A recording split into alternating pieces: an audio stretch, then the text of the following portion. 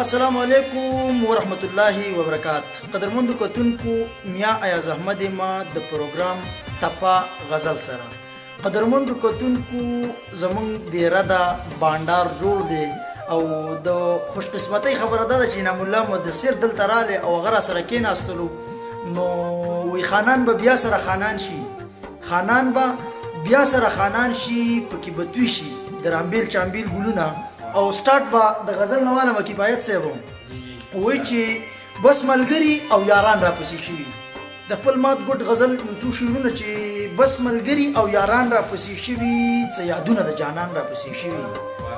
او چې ماخام شي د وجود نه متاویږي، چې ماخام شي د وجود نه متاویږي، د یار سترګې او زلفان را پسې شي او چې دیدل لازم وجود را لټول لون کړي، چې وجود چې دیدن لازم وجود را لټول لون کړي، ساس کی د باران را پسې شوي، چې دیدن لازم وجود را لټول لون کړي، ساس کی د باران را پسې شوي، کامیابی را د مخې نه پناه کړي. مصباح صاحب کامیابی را د مخې نه پناه کړي، څه دوستان لکه ماران را پسې شوي او په عزت کې خوښ نه یم، په عزت کې خوښ نه یم ما به وجني، په عزت کې خوښ نه یم ما به وجني، د خپل کلي ټول خانان را پسې شوي، په عزت کې خوښ نه یم ما به وجني، د خپل کلي ټول خانان را پسې شوي، د سوالونو جوابونه به دې درکړم، د سوالونو جوابونه به دې درکړم، د هر خوانه هوښیاران را پسې شوي او شفیع الله ته دې پکې دا شعر ډالي چې ما ته وایي چې شعرونه دې ښه نه دي، ما ته وایي چې شعرونه دې ښه نه دي، بعضې شاعران را پسې شوي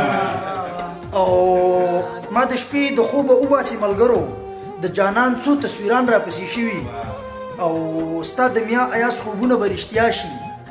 ستا د میا ایاز خوبونه به رښتیا شي، یاره واوره ډېر ځوانان را پسې شوي. انعام الله مدثر صاحب په ټپا غزل پروګرام کې دا به زما د خیال مطابق ستاسو اولنۍ انټرویو تاسو به راسره کومه ټپا او کوم غزل شریکوئ؟ ستاسو ډیره شکریا ادا کوم چې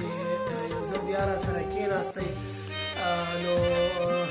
د ټپې په ځای به یوه ټپاییزه شامله کړئ. ارشاد ډېر خوند به وکړي، غوږ یو وکئ تړون بې ګناه مړ یم، وکئ تړون بې ګناه مړ یم، غواړم سکون بې ګناه مړ یم، نن او پرون بې ګناه مړ یم، خلکه پښتون بې ګناه مړ یم، تپوس مې نشته زه اوبو راوړی یم، تپوس مې نشته زه اوبو راوړی یم، حد دې پې کړی یار ډېر ښه دی. غزل دی چې ارشاد خلک چېرته ځي بامونو ته اوس چېرته رسي، دا خلک چېرته ځي، خلک چېرته ځي بامونو ته اوس چېرته رسي، لیوني کېږي منزلونو ته اوس چېرته رسي او هغه یو وخت و چې په ما دې زلزله راوسته، هغه یو وخت و چې په ما دې زلزله راوسته، د زلفو څنډ دې توپانونو ته اوس چېرته رسي. ډېر ښه شعر دی. هغه یو وخت و چې په ما دې زلزله راوسته، د زلفو څنډ دې توپانونو ته اوس چېرته رسي، یا خوبو کې یا ځنګلو کې یا بل وطن کې، یا خوبو کې یا ځنګلو کې یا بل وطن کې، یا خوبو کې یا ځنګلو کې یا بل وطن کې، زمونږ مړي نو قبرونو ته اوس چېرته رسي. بیا ووایه ډېر ښه شعر دی، ډېر ښه شعر دی. یا خوبو کې یا ځنګلو کې یا بل وطن کې، زمونږ مړي نو قبرونو ته اوس چېرته رسي، د تکبر په جامه پټې بې وفا شوې که نه، د تکبر په جامه پټې بې وفا شوې که نه، زما دردونه ستا نازونو ته اوس چېرته رسي. بیا ووایه دا شعر بیا ووایه. د تکبر په جامه پټې بې وفا شوې که نه، زما دردونه ستا نازونو ته اوس چېرته رسي، د بېدینۍ هوا د هر چا زړه ته ورسېده، د بېدینۍ هوا د هر چا زړه ته ورسېده، د بېدینۍ هوا د هر چا زړه ته ورسېده، مورې دعا دې اسمانونو ته اوس چېرته رسي. ډېر ښه شعر دی، بیا ووایه یار. ډېره زیاته مننه ده. د بېدینۍ هوا د هر چا زړه ته ورسېده، مورې دعا دې اسمانونو ته اوس چېرته رسي. خدایه د خلک به له تا نه جنت څنګه غواړي، خدایه دا خلک به له تا نه جنت څنګه غواړي، خدایه دا خلک جنتونو ته اوس چېرته رسي. شعر دی بیا ووایه یار. ډېره مننه. خدایه دا خلک به له تا نه جنت څنګه غواړي، خدایه دا خلک جنتونو ته اوس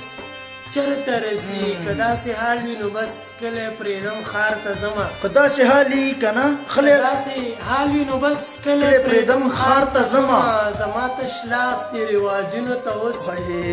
چرته رسی نو مدثره ځان له خوله کې لاړې مه وچوه ای مدثره ځان له خوله کې لاړې مه وچوه مدثره ځان له خوله کې لاړې مه وچوه د چا فریاد د چا غوږونو ته اوس چرته رسی ډېره زیاته مننه کمال دې وکړو قدرمندو کتونکو دا وه زموږ نننی پروګرام تپا غزل تر هغه دمه ما میا ایاز احمد له زما ملګرو له اجازت راکوي چې چېرته مې ښاد آباد اوسئ